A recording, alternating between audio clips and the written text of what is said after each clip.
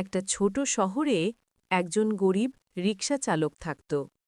নাম ছিল আব্দুল।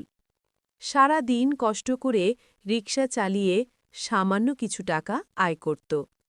সেই টাকা দিয়ে তার স্ত্রী আর ছোট ছোট দুইটা সন্তানকে কোনোভাবে চালাত।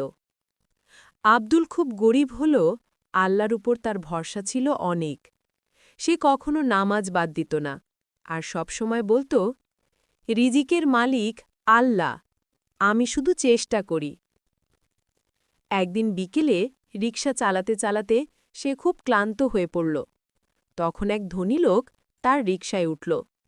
গন্তব্যে পৌঁছে লোকটি ভাড়া দিল না, বরং বলল, তুই তো গরিব, আল্লাহ তোকে রিজিক দিবে, আমার টাকা নেবার প্রয়োজন নেই।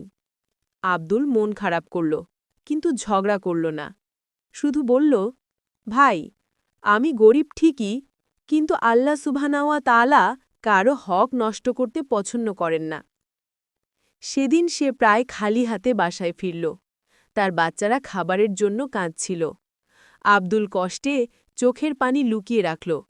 তারপর দুই হাত তুলে আল্লাহর কাছে দোয়া করল, হে আল্লাহ, তুমি রিজিক দাতা, তুমি আমাকে হতাশ করো না। সেদিন রাতেই পাশের বাড়ির এক লোক দরজায় কড়া নাড়ল। হাতে একটা ব্যাগ ভরে চাল, ডাল, তেল আর কিছু টাকা দিল। বলল, ভাই, আমার মনে হয়েছে তোমার প্রয়োজন হতে পারে।